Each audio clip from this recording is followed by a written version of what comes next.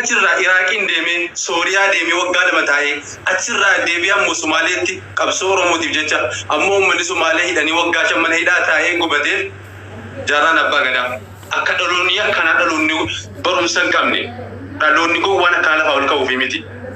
Uummata keenya uummanni duraanii barumsa ammayyaa yoo dhaban illee barumsa uumamaa qabu. Uummanni dhaloonni amma lafa jiru kun kan ammayyaa hin qabu, kan barumsaa hin qabu, kan ammayyaa kan uumamaa hin qabu. Uummanni duraanii kan uumamaa qaban. Uummata keenya rabbii keenya sodaannu. Wanti jaarraan akka sanatti cannaqamaa tureef akka dhaloonni amma lafa akkatuuf miti. Wanti abbaa jifaar akkatti dhamaa turaniif wanti abbaan jifaar uummata musliimaatti rakkataa turaniif dhaloonni akkanaa kun lafaa ol ka'ee biyya balleessuuf miti. Seenaa abbaa jifaar gama gootummaa godhattes gama islaamummaa godhattes akkuma kan warra kaanitti beekamaan. Waan isaa itti dallattu hin qabdu. Kan miidhamu inni abbaan jifaar arrafamu hargeetu miidhame. Yeroo abbaan gadaa arrafamu jimmatu miidhame. Seenaa abbaa jifaar tokko sii dubbadhee kan gara dubbiitti seenaa. Abbaan jifaar masjiida 40 jedhama masjiida 40 ulamaa 40 fidame jechuudha moggaa. Sana qofa miti walitti seenaa dheeraa qaba. Miniliki ulamaa 40 walloo keessatti ajjeesuudha jennaan. Gorra'ee ajjeesuudha jennaan abbaan jifaar ummata muslimaatiin itti gaafatama. Naa erginatu ajjeesaa jedhan. Anatu ajjeesaa naa ergi jennaan siyaasaa wallabaa beektuusin. Siyaasni kan itti baatee loltuu fi kanatti aasaadhaan eenyu gootu jira. Natu ajjeesaa. Ulamoota warra 40 sanatu ajjeesaa naa ergi jennaan. Minilik mootii yeroo sana wattaaddaraa wajjiniin ulamoota 40tti ergi sibiratti agorraa manuudhe. Abbaan jifaar ulamoota 40 kana fidanii bootaa qabsiisanii ka'anii wattaaddaroota warra minilik wajjin erge kana sobanii maal godhan bootaa tokko ka'anii gabba'anii boolla 40 qotanii boolla 40 irratti oolaa 40 qalanii ulamoota muwaddee biraa geessanii warra wattaaddaroota fidan kana gabbaatti ilaalaa uummatan qale kun wasirratti qale awwaale jedhanii boolla 40 isa oolaan irratti gorraame akka kanatti agarsiisanii uummanni seenaa akkatti hojjetee darbe gootota akkanaa kana maayif maqaa nyaanna uummata keenya rabbii keenya sodaannu har'a lafaa kaanee nuti kan barumsa hin qabne kan maalummaa aadaa Oromoo keenyaa kan hin beekne maalummaa islaamummaa keenyaa kan hin beekne gootota lafaa kaanee yeroo gumnu rabbumti maal nuun jedhe rasuulli alayhi salaatu wassalaam hadiisa keessatti inna al-'abda la yatakallamu bi kalimati la yulqi laha balan dhaggeeffadha uummata irraa jirtan warri ulamoota arrabsitan warri beeka arrabsitan warri mujaahidoota arrabsaa jirtan gurbaan jecha wayii dubbate laa yulqii lahaa baalan jecha sana yoo dubbachuu kan hin yaadanne yuhwaa bihaa fi naari jahannam jecha sana yoo haasa'uu dhiisuu kan hin beekne sababa jecha sanaa jahannama keessa gad darbatama jecha sana haasa'ee dhiisee uummata keenya kan jaarraa abbaa gadaa arrabsitee kaate kan dhiifama gaafachuu dadhabdu abbaa jifaayin arrabsitee kaate kan dhiifama gaafachuu dadhabdu jechi kun sababa jecha kana jahannama keessa gad darbatamne beektaa wallahi yoo shirrii ta'e uummata keenya yoo jahannama galuu ta'e jechi gidduu kana guyyaa sadan kana keessa jahannama keessaa nu baasu yoo jahannama ta'e shirrii biraan barbaannu shirrii biraa ollaa zallamuu nama biraa ajjeesuun barbaadu yoo jahannama galuu ta'e shirriin torban kanaa hin ga'a yoo nama haqilee qabu taane nama dhagahu yoo taane nama islaamummaa qabu yoo taane yoo dhuguma goota jara sanaan hin dhaadanna taane irraa deebine eegadeen gaddaatti wal kadhatama aasaan irraa asuma irratti gabaafamuu qaba ijoollee irraa deebanii dhiifamoo Oromoo gaafatanii dhiisanii jarri dhimma jaraati gaafatanii dhiisanii jarri dhimma jaraati jaraa yaadameeti malee uummata Oromootti yaadamee miti bara yoo jarri ishi jedhanii dhufanii balleessanii irraa carraa har'aa kana booddee abaaramneerra dhiifama gaafamna jedhan bareeda yoo jarri hin jenne immoo dhiisanii isin har'a kana booddee akka dubbiin achiin tarkaanfanne goolamneerra warra waa balleessi abaarree warra dhiifama qaabate immoo dhiifama goonee fi rabbi hadiisuuf jennee asumatti irraa raawwatamuu qaba. Eengadda gaafa abuun waas dubbii sanatti seenne gaafa sana mucaan eeganni dide yeroo sana adda kutamee bahuu dhiifamee osoo numa san borumtumoo walitti finnee gam tokkotti baafnee amma tokko hin qallaala gaafa sana waan buleef rakkinni biraa dhufe ammoo edan dhufee dubbatame kee waan afeef har'a rakkinni biraa dhufe edana dubbatamee yoo dhiifame boris rakkina biraatu dhufaa deema. Kanaaf warri haasa'u kun utuu haasaa gabaabsi asitti gabaabsi gaariidha. Maaliif har'a deemameen sheeka keenya guddaa har'a du'antu gubamuutu dhufe. Deebi'emus raayyaa akkasuma maddiin jabaa arrafamuutu dhufe. Haarii keessa ba'ame ijoolumti warrumti silaa xaalaata miilli jedhamu haarii xiiqii warra kaanti keessa galchuuf porofaayila kaachuu dhufe. Waan akkanaa dhufe uummata keenya. Kanaafi hangama kan kootiini eega jarri dhufanii yoo jarri gaafatan yoo jarri didan immoo sirna sumatti gabaabsitanii akkuma immoo ustaaz Mu'aaz itti qabsiisee ka'e warra dhiifama gaafate rabbi jaraaf hadiisu warra dhiide immoo warra kana booddee ummata muslimaas ulamaas arrabsu dhaloonni jara haa gogu jedhamee biraa kahamee kana booda akka namni waa balleesse nama waa balleesse ol baameetu abaaramee gaariidhan jedha yaada keessan itti ufaa sagal dhiifamas ittiin dheeresse. جزاك الله خليفة الله وبركاته. وانتي قلتي أبو يحيى أو قلتي جلان قبوها أن اسماني سنون دوتي نقاسي نترام مدى أو مصاب دي فما سدورة درسو خيافي أبو يحيى اللي أو قلت شهادة أستاذوني خيناس جلت خليفي أنا بين خليفي الله يجزاك خير أنيس دركما دي مونك أبا حاجة وحيدا كما ساعة ربودا أوكي دي ما يبشي دركما دي مونك أبا نيمبها أكسي ربي سنر رجال لتو بليس خين يا أستاذ أبو مصعب أما دورا لا يفير تكاولت إنه الرمول إنه فينا كم يجرت أستاذ مصعب فيوقف دني الحمد لله أستاذ اللي متي معاذ أنا كان أي شيخ أبو مصعب أنا أحمد أبو مصعب خاني أبو مصعب أولنا أحمد أبو مصعب لما أبو مصعب إيه أبو مصعب لما ونن سنين جدو dubbii amma argitan dubbii kana amma argitan abaarsa malee wanni tokko hin jiru nama ganda nama booda goota arrabsu ustaada arrabsu ammaan booda abaaruudha ganda kamiin keessaa yoo as ba'e goota isaa arrabsu ustaada isaa arrabsu abaaruudha kana didee yoo immoo naf darbee nama arrabsa ta'e inni ittiin habatu ajandaa godhatanii irraa dubbachuun beekamtii ummata dadhabaadhaaf ummata sammuun isaa hin dalanne beekamtii godhaa jirra. Kanaafuu abaaranii bira kutuudha. Uummanni kun ammaan booda hin deebi'u abaaramee jennaan. Oromoon wanni isiin sodaattu abaarsa. Uummanni jajjabaan ustaadonni gurguddaan irraa dubbatanii abaaruudha. Kalas wanti kanuma dhaammadhaafan duraanuu wallahi yaada kana natti jira. Alhamman danda'uga waan kiisii keessaa qabu hunda baasee gakkenneen jira waan abaarsa ta'e guutu. Abaarsarraa abaarsi fokkisaan abaarsa lama. Abaarsi tokko rabbi galgala si haa balleessu caala wanti nama abaaran hin jiru. Galgala si haa balleessu jennaan sana booda waan nafe hin jiru. Galgala rabbi si haa balleessu jennaan haarimaan si haa badu jechaadha. Gaafa rabbi bira dhayite illee milkooftuudha hiikkaansa. Sana nan sodaadhe tan irraa dhaabadhe hojiin isaatutti keessaa jira maafanan fiigeetti keessaa eetan dhiise sana. Ani immoo nan jedhe isa abaare maa inni qacceen kee haa cituun jedhe kanas. Si booda akka firiin godhanne. Wanna hojjette hundi lafatti abadu duniyaa irrattis rabbi umrii si haa gabaabsu yaa nama beekaa xiqqeessitu.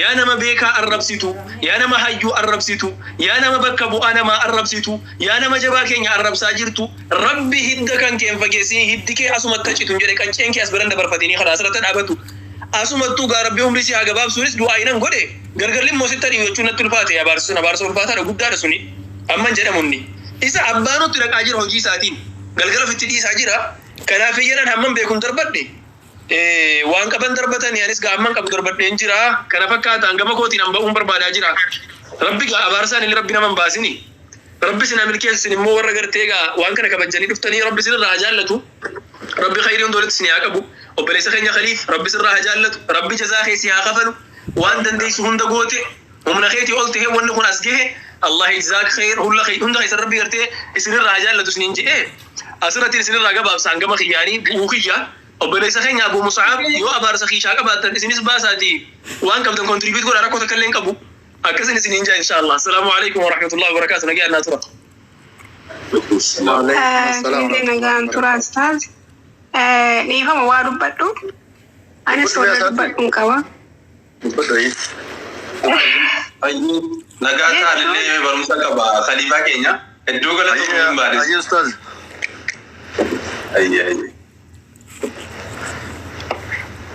Asante dubbat. jechuun amma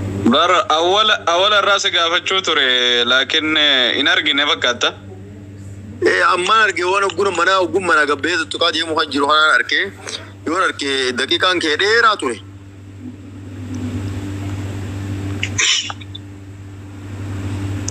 دقيقة أتي دقيقة أتي دقيقة ديران سنة أني يا دقباب دوسي جريتين بابيتا جولو ماما والسنتيتي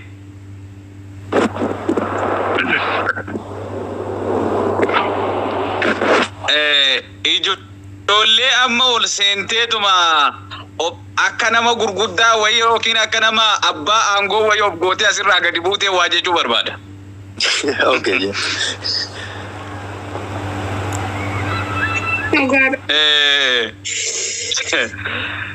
Waan ajaa'ibaati bara kana silaa faallaa taate dubbiini ka isiin silaa kadhattee ummata ofii isaaniitii kadhatanii dhiifama gaafatan isin kadhatanii dhiifama gaafachiiftan ijoollee kan wallahi haqqii kana isinitti hima ka silaa jarri kadhattee dhiifama nama gaafattu nuti ummanni Hararge ummanni Jimmaa waan waliin balleessine durumaan hin qabnu sababa isaanii joollumti miidiyaa kanarraa walitti hin dallanidha malee namni gurguddaanii fi namni beekaan takka walitti dallanee hin jiru sababa wanni asirra wanni warra akkasii kanaatiif jechaati. Ani wanni jechuu barbaadu ijoollee kanaaf abaarsa amma ustaaz Mu'aaz irraa sodaatee gadi buhe namni suuraa hayyoota fuula rabbii jiruu gubdan dhaggeeffadha namni suuraa hayyoota fuula rabbii jiruu gubdan namni ammoo ulamaa'ota keenya ustaazota illee haa ta'u warra khidmaa biyya keessa jiru mataa gadi garagalchitan sheekolee keenya daa'ii keenya mataa gadi garagalchitan awwaan tokkitti isiniin jedhee ba arraba keessanii fi waan gocha akkasiittiin fudhattanii gadi ittiin baatan keessan immoo du'aan keessa manatti oolaa deebi'u kanumaan isiniin jedhee ol gadi bo laal yeroo ilaalcha addaatiin ummata kanaaf akkasi fudhattanii gadi baatan du'aan kee mana keetti oolaa deebi'u